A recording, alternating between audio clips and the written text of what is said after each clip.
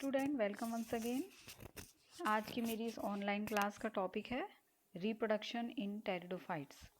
Pteridophyte में जनन। इससे पहले मैंने आपको टेरिडोफाइट के जनरल कैरेक्टर्स में उसके सामान्य लक्षण, हैबिटाट, उसका ओरिजिन के बारे में बताया था, बाह्य संरचना और आंतरिक संरचना के बारे में बताया था।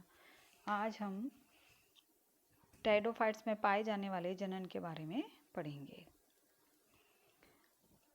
टेरिडोफाइट्स में रिप्रोडक्शन जो है वो स्पोर्स के द्वारा होता है, जिसे हिंदी में हम बीजाणु कहते हैं। बीजाणु के द्वारा होता है जो कि बीजाणुधानियों में पाए जाते हैं। ठीक है, तो सबसे पहला पॉइंट, जनन बीजाणुधानियों में पाए जाने वाले बीजाणुओं के द्वारा होता है। ये बीजाणुधानी, ये जो बीजाणुधानी हम स्पोरेंजिया लिख रहे हैं, इसका मतलब एक से अधिक, हम प्लूरल की बात कर रहे हैं, और सिंगुलर अगर होती है तो हम उसको कहते हैं स्पोरेंजियम। तो इसका जो स्पोरेंजियम का जो डेवलपमेंट होता है, इसका जो विकास होता है, वो या तो लेप्टोस्पोरेंजिएट प्रकार का होता है या यूस्पोरेंजिएट प्रकार का होता है। लेप्टोस्पोरेंजिएट प्रकार किसको कहते हैं? जब स्पोरेंजिया एक ही कोशिका से डेवलप होती है, यानी कि पूरी की पूरी बीजाणुधानी का डेवलपमेंट केवल एक सिंगल सेल से होता है। और जब हम स्पोरेंजिएट की बात करते हैं तो स्पोरेंजिएट का मतलब होता है sporangia developed from a group of cells, यानी जो बीजाणुधानी है वो कोशिकाओं के समूह से बनती है। ठीक है, ये डेवलपमेंट का जो पूरा स्टेप्स हैं, जो प्रोसेस है, वो मैं नेक्स्ट लेक्चर में लूँगी। यहाँ पर आपको केवल इतना बताया जा रहा है कि बीजाणुधानियों का जो डेवलपमेंट है वो दो प्रकार का होता है। लेप्टोस्पोरेंजिएट प्रकार का जो कि सिंगल सेल से बनती है, और यूस्पोरेंजिएट प्रकार का जो कि कोशिकाओं के समूह से बनती है। स्पोरेंजिया जो हैं वो या तो तने के स्टेम, या जैसा कि इसमें लिखा हुआ है, sporangia may be borne either on stem और लीव्स। स्टेम पर या तने, स्टेम मीन्स तना, स्तंभ पर हो सकते हैं या फिर उसकी पर्ण पर हो सकते हैं। On the stem they may be terminal, अगर वो तने पर हैं तो वो टर्मिनल हो सकते हैं। Example is Rhynia. कैसे? राइनिया का इस तरह से तना जो होता है वो डाइकोटोमसली शाखित होता है, और जो स्पोरेंजियम होते हैं, सिंगल स्पोरेंजियम, इसकी शाखा के ऊपर इस तरह से पाए जाते हैं। तो बीजाणुधानी सिंगल होती हैं और वो सिंगल बीजाणुधानी तने के शीर्ष पर पाई जाती हैं, और लेटरल या वो पार्श्व में हो सकती हैं, यानी कि बीजाणुधानियाँ जो हैं वो इस तरह से लगी हुई हो सकती हैं। और ये किस में पाया जाता है? लाइकोपोडियम में। तो लाइकोपोडियम में ये पार्श्व में हो सकती हैं। पत्तियों पर जब बीजाणुधानी पाई जाती हैं तो उन पत्तियों को हम स्पोरोफिल कहते हैं। ठीक है, वो पत्तियां, टेरिडोफाइट्स की वो लीव्स जिन पर की बीजाणुधानियां उत्पन्न होती हैं, उन्हें हम स्पोरोफिल कहते हैं। बीजाणुपर्ण, हिंदी में उसको कहा जाता है बीजाणुपर्ण। दे में भी वेंट्रल, वेंट्रल यानी निचली सरफेस पर मिलना। पत्ती की दो सरफेस होती है। अगर हम एक लीफ की बात करते हैं तो उसकी एक अपर सरफेस होती है और एक उसकी लोअर सरफेस होती है। तो लोअर सरफेस को हम कहते हैं वेंट्रल सरफेस, निचली सरफेस को, है ना। या तो वो वेंट्रल पोजीशन में हो सकते हैं या वो मार्जिनल। मार्जिनल से मतलब होता है सीमांतीय, कि इस तरह से लीफ है और लीफ के इस तरह से सीमांत पर, मार्जिन पर ये लगे हुए मिले, तो ये मार्जिनल हो सकते हैं। एग्जाम्पल है टेरिस, एडियंटम और डोर्सल। डोर्सल यानी लीफ की ऊपरी सरफेस पर, जो कि पॉलीपोडिएसी फैमिली में लाइकोपोडियम के पाए जाते हैं। ठीक है, तो वापस दोहरा देती हूँ, स्पोरेंजिया या तो तने पर हो सकते हैं या पत्ती पर हो सकती हैं। तने पर अगर स्पोरेंजिया हैं तो वो टर्मिनल पोजीशन यानी बिल्कुल अंतस्थ ऊपर लगते हैं, या फिर लेटरल यानी पार्श्व में लगते हैं। और अगर लीफ पर हैं तो वो ऊपरी सरफेस पर हो सकते हैं, निचली सरफेस पर हो सकते हैं, या ऊपरी निचली जो भी सरफेस है उनके मार्जिन पर ये पाए जाते हैं। इसके अलावा इक्विसिटम में स्पोरेंजिया एक विशेष प्रकार की संरचना, जिसे कि स्पोरेंजियोफोर कहते हैं, हिंदी में कहते हैं बीजाणुधानी धर। बीजाणुधानी धर पर लगते हैं। ठीक है, तो ऐसा माना जाता है कि बीजाणुधानी धर जो है वो पर्ण का ही रूपांतरण है, पर्ण का रूपांतरण होते हैं। तो ये पर्ण के रूपांतरण को बीजाणुधानी धर कहते हैं। बीजाणुधानी धर यानी जो बीजाणु को धारण करते हैं, बीजाणुधानी धर कहलाते हैं, जो कि मिलकर शंकु या कोन का निर्माण करते हैं। ठीक है, इसके अलावा मार्सिलिया, एजोला, साल्विनिया, ये तीनों के तीनों एक्वेटिक जलीय टेरिडोफाइट्स हैं। इनमें स्पोरेंजिया एक विशेष प्रकार की संरचना जिसे कहते हैं स्पोरोकार्प, हिंदी में हम उसको कहते हैं बीजाणु फलिका में पाए जाते हैं, यानी उसके अंदर पाए जाते हैं। ये बीजाणु फलिका जो है वो बिल्कुल इस तरह की एक बाइवॉल्व संरचना होती है और इसके अंदर फिर वो बीजाणु धानियां पाई जाती है। तो कवर्ड होते हैं, ये ढके हुए पाए जाते हैं। चित्र में आप देखें, ये जो डायग्राम है वो राइनिया का है।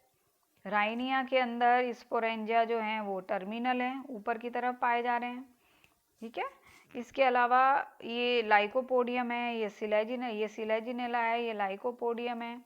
और यहाँ पर जो स्पोरेंजिया जो हैं वो लेटरल पोजीशन में यानी शंकु जो होते हैं उनके अंदर पाए जाते हैं। यहाँ एक चीज़ मैं आपको दोहरा दूँ कि स्पोरेंजिया जो हैं, जो बीजाणुधानियाँ जो हैं वो शंकु का निर्माण करती है, एकत्रित होकर शंकु का निर्माण करती हैं, या ये एग्रीगेट होकर एक सतह पर जब पड़ी रहती हैं तो सोरस का निर्माण करती हैं। ये अभी मैं आगे आपको बताती हूँ। ठीक है, तो इस तरह से ये इक्विसिटम का स्पोरेंजियम है। जो मार्सिलिया के बारे में मैंने बताया था, तो मार्सिलिया के अंदर ये स्पोरोकार्प जो होते हैं वो इस तरह की यहाँ पे छोटी काली मिर्च के समान संरचना होती है, इसलिए इसे पेपर वर्ड कहते हैं। ये एडियंटम है जिसकी लीफ जो होती हैं इनके ऊपर स्पोरेंजिया पाए जाते हैं। तो ये मॉर्फोलॉजी विभिन्न विभिन्न टेरिडोफाइट्स की मॉर्फोलॉजी है जिसमें ये शंकु आपको दिखाई दे रहे हैं। अभी मैंने बोला सोराई के बारे में। अब यहाँ पर आप देखिए, ये पॉलीपोडियम एक फर्न है टेरिडोफाइट का। इसमें आप देखेंगे कि स्पोरेंजिया जो हैं ये पूरी इसकी आप देख पा रहे हो, ये इसका पूरा पर्णक है ना। यहाँ पर ये पूरा यहाँ से यहाँ पर संयुक्त पिच्छाक पर्णक इसमें पाए जाते हैं। इसका राइजोम है जो कि मिट्टी के अंदर लगता है। पर्ण जो होते हैं ये गुरु पर्णी होता है, ये मैंने पिछले लेक्चर में बताया था। गुरु पर्णी है, बड़ी पत्तियां इसमें पाई जाती हैं। अब जो बात हो रही है वो यहाँ पर हो रही है, ये लीफ है यहाँ पर, ये लीफ का अपर पार्ट है। अपर पार्ट को हम कहते हैं डोर्सल। ठीक है, डोर्सल यानी ऊपर का भाग, और ये इसका वेंट्रल पोजीशन है। तो यहाँ पर ये वेंट्रल पोजीशन पे पाए जाते हैं। और आप देख रहे हैं अनेक सारी डॉट लाइक संरचना यहाँ पे दिखाई दे रही है। इसका मैग्नीफाई व्यू आप यहाँ पे देखिए।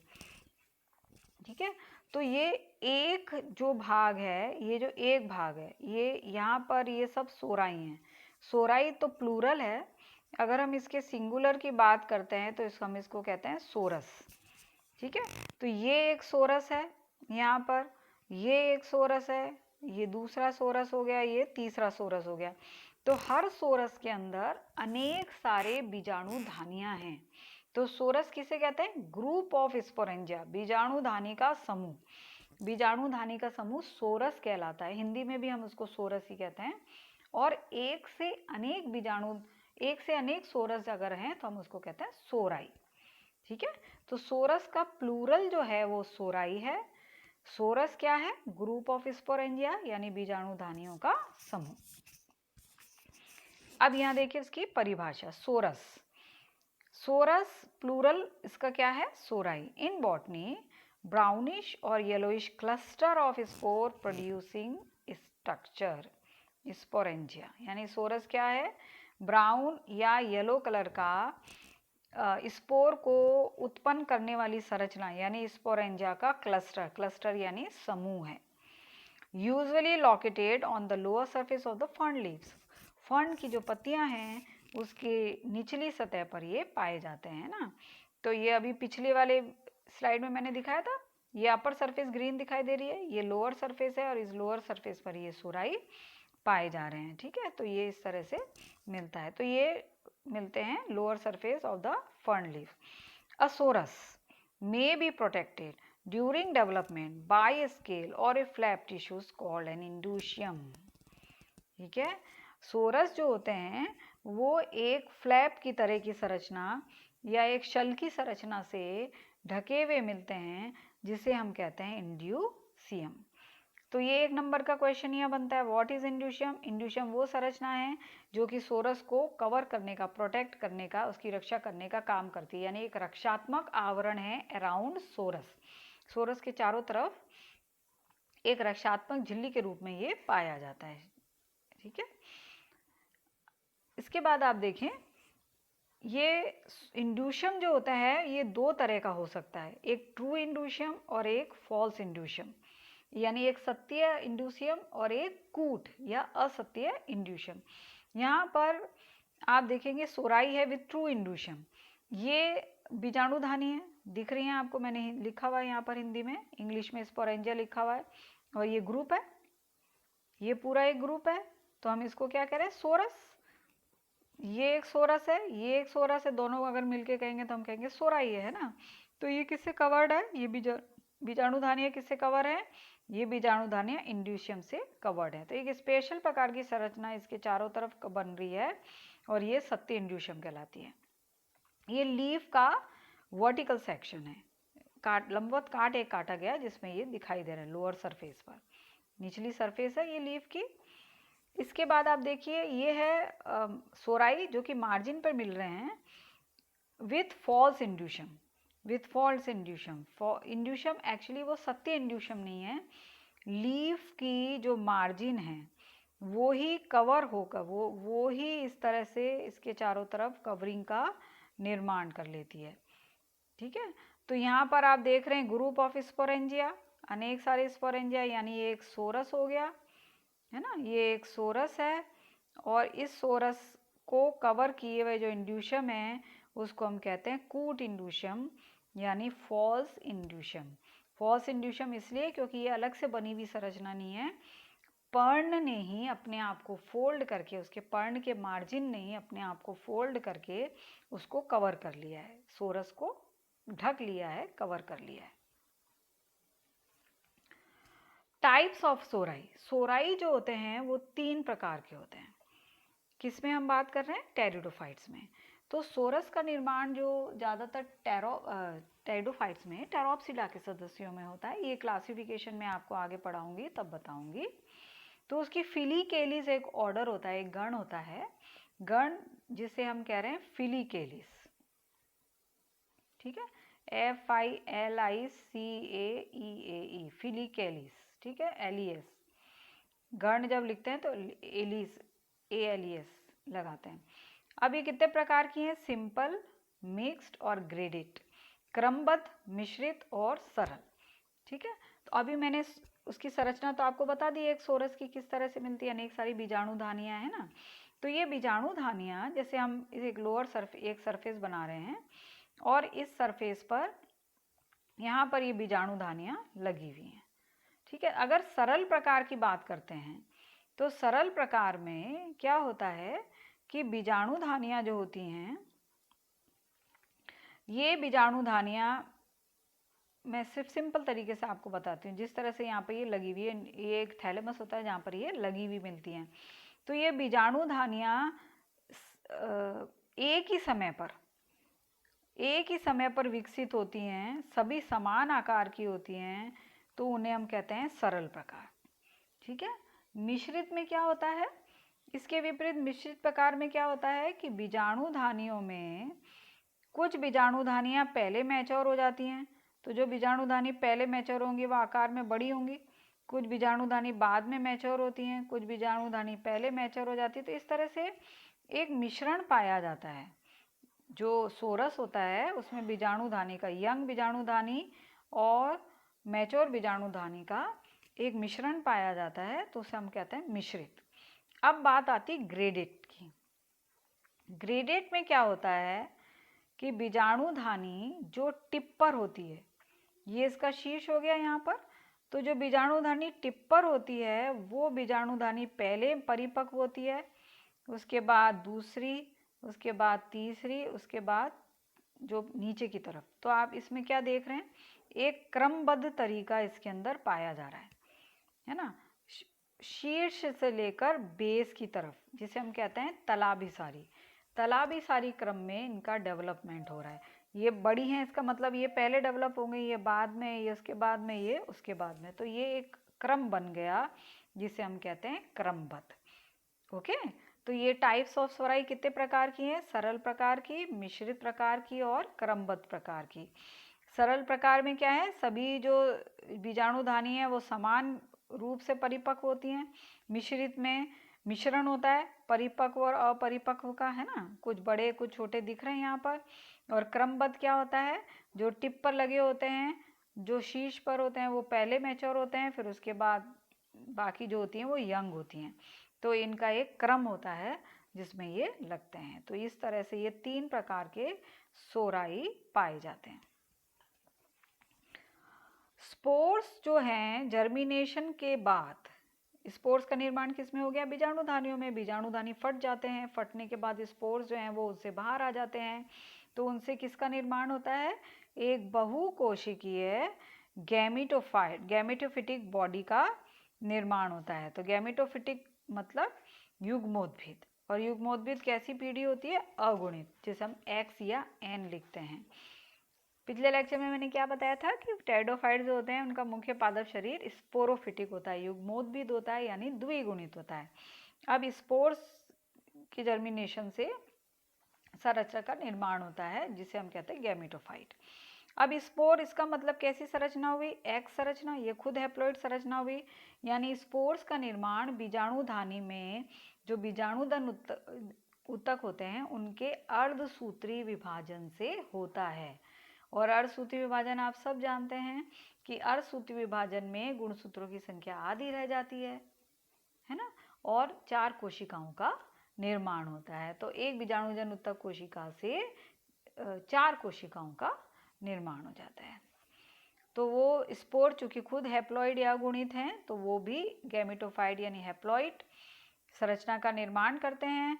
उस हैप्लॉइड संरचना को हम कहते हैं प्रोथैलस। एक है तो प्रोथैलस, अनेक है तो प्रोथैलाई।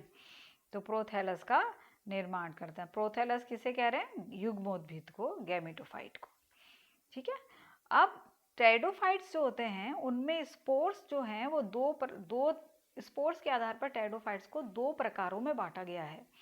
एक जो कि होमोस्पोरस कहलाते हैं, समबीजाणु, और दूसरे टेरिडोफाइट वो जो कहलाते हैं हेटेरोस्पोरस। ठीक है, तो होमोस्पोरस सम मतलब समान प्रकार के बीजाणु जिसमें पाए जाते हैं वो होमोस्पोरस है। और 2 विषम प्रकार के अलग अलग प्रकार के बीजाणु पाए जा रहे हैं तो उसको हम कहते हैं विषम बीजाणु। 2 अलग कैसे, नर बीजाणु और मादा बीजाणु, या हम इसको माइक्रो या मेगा। अभी आगे बढ़ते हैं। तो इन होमोस्पोरस टेरिडोफाइट्स प्रोथैलाई यानी गैमेटोफाइट आर मोनोइशियस यानी एंथ्रीडिया और archegonia develop on the same prothallus. एक ही प्रोथैलस पर पाए जाते हैं।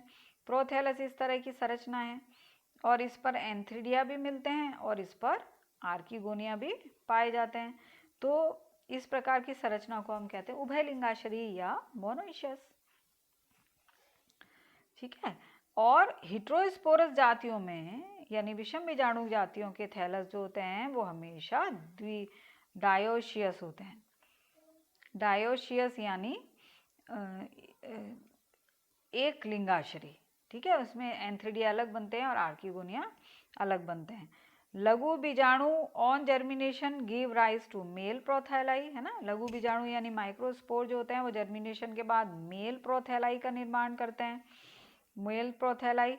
और गुरु बीजाणु यानी मेगास्पोर्स जो होते हैं वो फीमेल प्रोथैलाई का निर्माण करते हैं। तो यह मैं ये वापस दोहरा देती हूँ, स्पोर्स के आधार पर टेरिडोफाइट्स 2 प्रकार के हैं, होमोस्पोरस टेरिडोफाइट और हेटेरोस्पोरस टेरिडोफाइट। ठीक है, होमोस्पोरस और हेटेरोस्पोरस टेरिडोफाइट्स।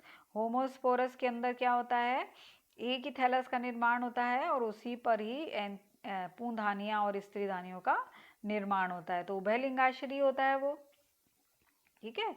जबकि हेटेरोस्पोरस में क्या होता है, हेटेरोस्पोरस में दो प्रकार के स्पोर मिलते हैं, माइक्रो छोटे स्पोर जिसे हम कहते हैं लघु बीजाणु, और बड़े स्पोर जिसे हम कहते हैं गुरु बीजाणु। ये मादा जननांग बनाते हैं और ये नर जननांग का निर्माण करते हैं। तो उनके जर्मिनेशन से क्या होता है, मेल प्रोथेलाई, नर प्रोथेलस का निर्माण होता है, और ये बनाते हैं मादा प्रोथेलाई। ओके। तो पूंधानी और स्त्रीधानी ये कहाँ पर डेवलप हो रहे हैं, प्रोथेलाई पर, थैलाई पर। ठीक है। प्रोथैलाई कैसी संरचना है, गैमेटोफिटिक। इसको हम कह रहे हैं युग्मोद्भिद, और युग्मोद्भिद कैसा होता है, हैप्लॉइड या अगुणित। अब यहाँ देखिए आप, ये एक प्रोथैलस है, इसके अंदर आपको ये उभयलिंगाश्यरी संरचना है, समबीजाणु है ना, होमोस्पोरस से बनने वाली संरचना है, समबीजाणु संरचना है। इस संरचना में ये जो संरचना है इसको हम कह रहे हैं प्रोथैलस। ठीक है, प्रोथैलस है, इसमें स्त्रीधानियां हैं, यहाँ पे स्त्रीधानी हैं, और ये यहाँ पर एंथ्रीडिया या पूंधानियां यहाँ पर दिखाई दे रही हैं। तो एक ही थैलस पर स्त्रीधानी भी है, एक ही थैलस पर पूंधानियां भी दिखाई दे रही हैं। ये इसका राइजोड है, क्योंकि ये हैप्लॉइड संरचना होती है। तो हैप्लॉइड संरचना जिसे हम कह रहे हैं प्रोथैलस, और थैलस किसे कहते हैं ये आप स्कूल लेवल पे पढ़े हुए हैं, है ना, सुकाए। थैलस वो संरचना होती है जिसमें जड़, तना और पत्तियां नहीं पाई जाती, और वो हमेशा हैप्लॉइड होता है, अगुणित होता है, युग्मोद्भिद कहलाता है। तो यहाँ पर जड़ नहीं मिलती, जड़ की जगह मूलाभास, राइजोइड्स मतलब मूलाभास पाए जाते हैं। मूल की तरह का इनका फंक्शन होता है।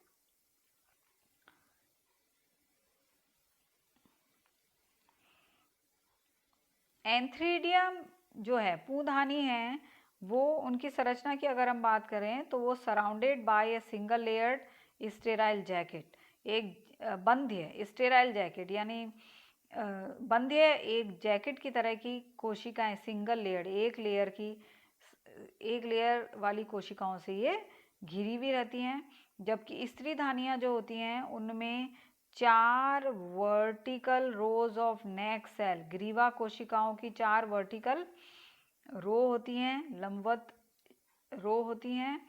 1 और 2 ग्रीवा नाल कोशिकाएं होती हैं, 1 से 2 नेक कैनाल सेल यानी ग्रीवा नाल कोशिकाएं मिलती हैं। एक अंडदा नाल कोशिका पाई जाती है, और एक एग या अंड पाया जाता है। अभी मैं आगे इसकी संरचना आपको बताती हूँ। ठीक है। एंथ्रीडियम या पूंधानियों में एंथ्रेजॉइड्स या पूमणुओं का निर्माण होता है। एंथ्रेजॉइड्स को हम कहते हैं पूमणु। ओके। तो जो पूमणु हैं वो किस में बनते हैं, एंथ्रीडियम में। तो एंथ्रीडियम में पूमणुओं का निर्माण होता है, और ये पूमणु कैसे हो सकते हैं, ये एक कोशिकीय हो सकते हैं, ये एक कोशिकीय बाइफ्लैजिलेट हो सकते हैं, किसके अंदर, एग्जाम्पल इज सिलेजिनेला। ओके। या ये बहुकोशिकीय हो सकते हैं, एग्जाम्पल इज इक्विसिटम,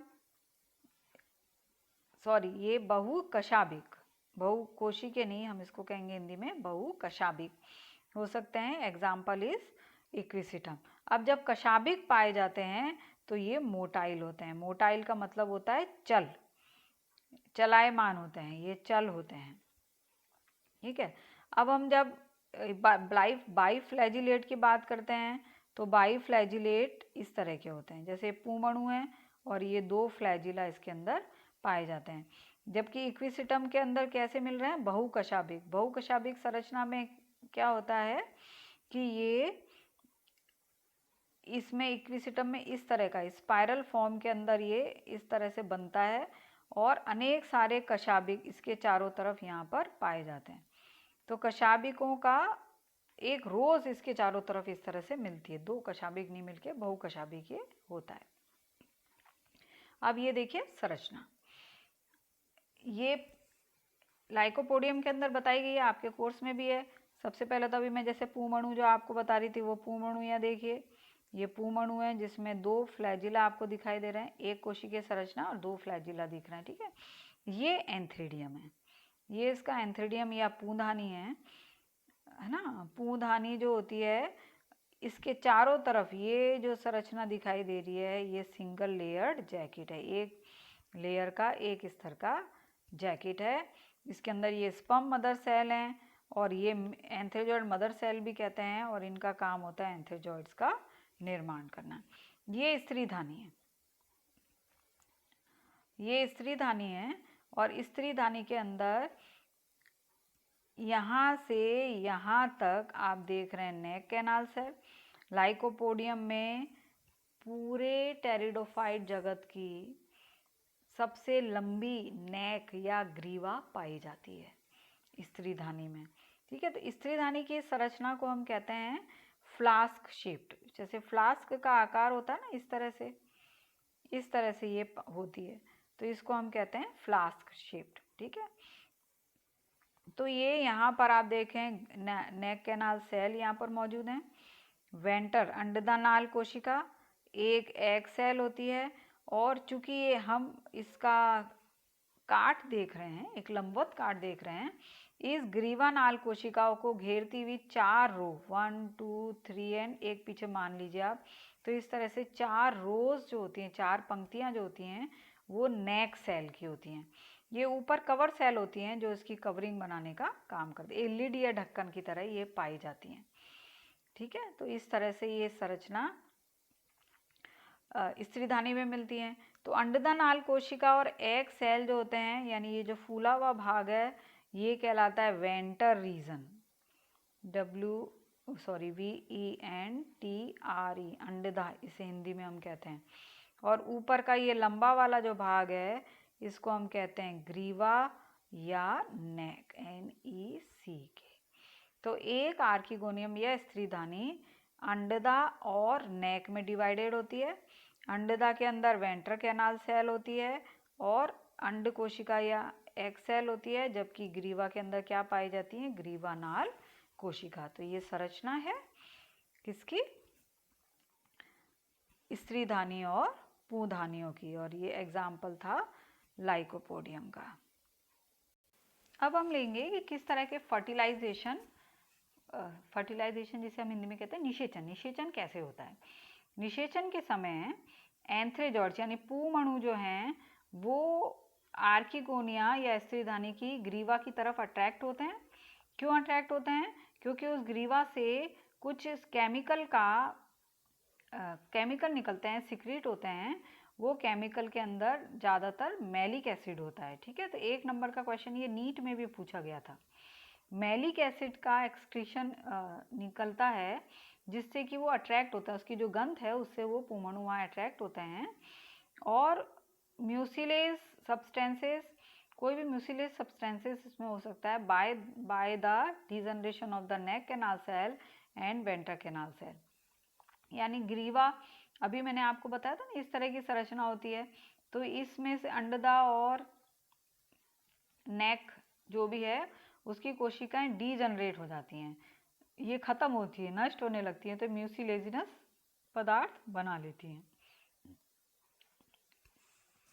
चूँकि पूमणु जो होते हैं वो चलायमान होते हैं तो उनके लिए जल की आवश्यकता होती है फर्टिलाइजेशन के समय। तो जो निषेचन, water is essential for the fertilisation. क्यों होती है, क्योंकि जूआइडोगेमस प्रकार का निषेचन होता है। जूआइडोगेमस से मतलब होता है चलायमान पूमणु का पाया जाना, चलायमान जो पूमणु हैं उनके द्वारा होता है। इसलिए टेरिडोफाइट को एम्फीबियंस ऑफ प्लांट किंगडम, उभयचर कहते हैं। एम्फीबियंस कौन होते हैं, जो जल और थल दोनों में अपना जीवन यापन करते हैं, ऐसे जंतुओं को कहते हैं ना। तो यहाँ पर वैसे तो स्थलीय हैं ज़्यादातर टेरिडोफाइट, लेकिन निषेचन के समय इनको जल की आवश्यकता होती है, तो ये थल और जल दोनों की आवश्यकता रखते हैं, इसलिए हम इन्हें कहते हैं एम्फीबियंस ऑफ प्लांट किंगडम। तो फर्टिलाइजेशन हो जाता है। फर्टिलाइजेशन किसका होता है, एस्पर्म, क्योंकि गैमेटोफाइट में बनते हैं तो एक्स और एक्स है ना, मेल और फीमेल जो बनते हैं एग और पूमणु, उनका जब फर्टिलाइजेशन निषेचन होता है तो इसके बाद किसका निर्माण होता है, निषिक्ता अंडा, यानी एक्स और एक्स मिलकर 2x वापस स्पोरोफिटिक जनरेशन का निर्माण कर देते हैं। तो निषिक्त अंड का निर्माण होता है जो कि ultimately develops into well developed sporophyte, जो कि स्पोरोफाइट में डेवलप हो जाता है। स्पोरोफाइट क्या, जड़, तना और पत्तियां बन जाती हैं और पूरे पौधे का निर्माण हो जाता है। तो जो फर्टिलाइज जो भाग है ना, the fertilize egg divides transversely और वर्टिकली। जो निषिक्तांड का निर्माण हुआ, फर्टिलाइज जो निषिक्तांड बना है ना, उससे आगे चल के क्या एम्ब्रियो का निर्माण होना है। एम्ब्रियोफिटिक पादप भी कहलाते हैं। फर्स्ट एम्ब्रियोफिटिक पादप भी टेरिडोफाइट्स को कहते हैं क्योंकि सबसे पहले इनमें एम्ब्रियो का निर्माण हुआ। तो कैसे, अगर ये 2x संरचना होती है, निषिक्तांड हो गया है ना, तो निषिक्तांड में या तो ट्रांसफर डिवीजन होता है पहला, या निषिक्तांड में पहला वर्टिकल डिवीजन होता है। ठीक है, फिर एक दूसरा डिवीजन हो जाएगा। अगर ट्रांसवर्स डिवीजन है तो दूसरा लंबवत होगा, पहला लंबवत है तो दूसरा ट्रांसवर्स होगा। तो इस तरह से एक क्वाड्रेंट, 4 कोशिकाओं की एक संरचना का निर्माण हो जाता है। तब जब 4 कोशिकाओं की संरचनाओं का निर्माण होता है तो ये किस किस का निर्माण करती हैं, स्टेम, लीफ, फुट यानी पात और रूट यानी जड़। तना, पत्ती, पात और रूट का, जड़ का निर्माण होता है। ठीक है, अब इसके आधार पर टेरिडोफाइट्स को एक्सोस्पोरिक और एंडोस्पोरिक माना जाता है। कैसे, अगर जैसे कि मैंने आपको बताया ये 4 कोशिकीय संरचना का निर्माण हो गया, तो ये 4 कोशिकीय संरचना यहाँ पे लीजिए, एक भाग इसका यहाँ पर स्टेम, ये बन रहा है लीफ, इससे रूट और इससे फुट। ठीक है, निर्माण हो रहा है। तो तना और लीफ जिस तरफ से बनती है, जिस तरफ से मतलब अग्रभाग या पश्च भाग, जो भी ऐसे बनती हैं, उसी आधार पर इसको हम आगे डिवीजन इसको बोलते हैं। ठीक है, अपर पार्ट से बोल रहा है या इनर पार्ट से। ठीक है, मैं वापस दोहरा देती हूँ। निषिक्तांड का निर्माण हुआ, निषिक्तांड ने 4 कोशिकाओं का निर्माण किया। यदि स्टेम, लीफ का निर्माण इस निषिक्तांड के ऊपरी भाग से हो रहा है, ऊपरी कोशिकाओं से हो रहा है, और ये निषिक्तांड किसके अंदर बनता है, आर्किगोनियम के अंड वाले भाग के अंदर, जब पुमड़ू वहाँ जाते हैं और उसका निर्माण करते हैं। ठीक है, तो ऊपर की तरफ ग्रीवा होती है और नीचे की तरफ अंडदा होता है, ये होता है ना। तो यहाँ पर क्या होता है कि लीफ और स्टेम ये तय करते हैं कि वो एम्ब्रियो कैसा है। कैसे, कि तना, जैसे कि अभी मैं इसमें बता रही हूँ, ये तना और ये लीफ बने, ये फुट बना और ये बना इसका रूट का निर्माण कर रहा है। तो जड़, तना और पत्ती ऊपर से बन रहे हैं, इसका मतलब ये है एक्सोस्कोपिक। इसी भाग को हम कहेंगे एक्सोस्कोपिक। ठीक है, बाहर, एक्सो मतलब बाहर की तरफ। और यही चीज अगर इस तरह होती है, इसको हम लेते हैं कि जैसे ये एक एक निषिक्ता अंड है, ये 4 कोशिकाएं हैं, ये स्टेम है, ये लीफ, ये रूट और ये फुट का निर्माण हो रहा है। ठीक है, अब इससे क्या ये किस तरफ बन रहे हैं, नीचे की तरफ, अंदर की तरफ। ये सब वेंटर के अंदर है ना, आर्किगोनिया के वेंटर के अंदर, यही निषेचन हो रहा है। तो ये अंदर की तरफ है, नीचे से निर्माण हो रहा है, पश्चिम भाग से निर्माण हो रहा है, तो इसे हम कहते हैं एंडोस्कोपिक। एंडोस्कोपिक। तो ये 2 टर्म बनते हैं किसके आधार पर, जड़, तना और पत्ती, यानी स्पोरोफाइट का डेवलपमेंट किस तरह हो रहा है, उस आधार पर हम तय करते हैं कि एक्सोस्पोरिक है या एंडोस्पोरिक है। नेक्स्ट लेते हैं, plant show heteromorphic alternation of generation, यानी टेरिडोफाइट्स के अंदर विषम आकारी की, विषम आकारी की तो हो गया। मेन मुख्य पादप शरीर कैसा था, 2x, 2x से स्पोर बने, वो कैसे थे, x। तो गैमेटोफाइट का निर्माण हुआ। गैमेटोफाइट में एंथ्रिडिया आर्किगोनिया बने और उन्होंने उनसे पुमणु अरंड हुए। पुमणु अरंड ने निषेचन के द्वारा फिर वापस किस जनरेशन का निर्माण कर लिया, 2x का। तो ये अलग दिखती है, ये स्पोरोफिटिक जनरेशन है और ये गैमेटोफिटिक जनरेशन है, दोनों की संरचना बिल्कुल अलग है। तो ये किस प्रकार का लाइफ साइकिल पीढ़ी एकांतरण हुआ, विषम आकारी की, हिट्रोमॉर्फिक। ऑल्टरनेशन ऑफ जनरेशन पाया जाता है, ऑल्टरनेशन ऑफ जनरेशन को हम कहते हैं पीढ़ी एकांतरण। The main plant body is sporophytic, अभी मैंने बोला 2x है, and form a dominant phase in the life cycle.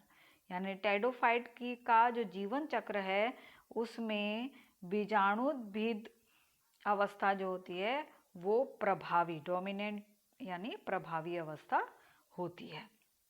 इसका आरेखी चित्र देखिए, ये स्पोरोफिटिक जनरेशन, ये स्पोरोफाइट लिखा हुआ है यहाँ पर, ये स्पोरोफाइट है 2x, ठीक है। अब इस स्पोरोफाइट से, स्पोरोफाइट में किसका निर्माण हुआ, स्पोरेंजिया। स्पोरेंजिया में क्या बने, स्पोर, है ना। और स्पोर का निर्माण कैसे होता है, अर्धसूत्री विभाजन, मियोसिस के द्वारा। और कितने स्पोर का निर्माण होता है, 4 क्वाड्रेट का निर्माण होता है। ये स्पोर क्या बनाते हैं, गैमेटोफाइट, ठीक है। अब हम बात किसकी कर रहे हैं, होमोस्पोरस, यानी चारों स्पोर्स जो हैं वो समान है। तो ये होमोस्पोरस अवस्था है। अब इस होमोस्पोरस अवस्था से ये गैमेटोफाइट का निर्माण है, यानी चारों के चारों स्पोर का जर्मिनेशन हो गया तो 4 गैमेटोफाइट बन गए। तो चूंकि होमोस्पोरस जाती है तो होमोस्पोरस में एक ही गैमेटोफाइट के ऊपर एग का निर्माण भी होगा, यानी और पुमणुओं का निर्माण।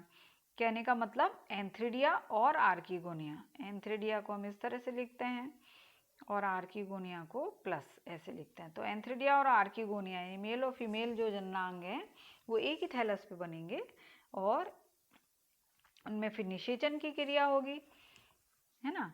तो ये जनरेशन एन यानी एक्स जनरेशन, 2x में मियोसिस हुआ, मियोसिस से एक्स जनरेशन आई, ये फिर x है और ये x है, दोनों मिलके किसका निर्माण कर रहे हैं, निषिक्तांड यानी 2x अवस्था का, और वापस स्पोरोफिटिक जनरेशन आ गई किसमें, होमोस्पोरस में, ठीक है। इसके विपरीत आप देखिए हिट्रोस्पोरस में, ये हिट्रोस्पोरस है, हिट्रोस्पोरस के अंदर ये स्पोरोफिटिक जनरेशन, मियोसिस, मियोसिस में क्या होता है, मेगास्पोर और माइक्रोस्पोर, ये छोटे माइक्रोस्पोर लिखा हुआ है, यहाँ पे लिखा हुआ है मेगास्पोर, माइक्रो है तो माइक्रो यानी ये निर्माण करेगा गैमेटोफाइट जो कि नर प्रोथैलस या गैमेटोफाइट होगा, और मेगास्पोर काम किसका निर्माण करेगा, फीमेल प्रोथैलस का।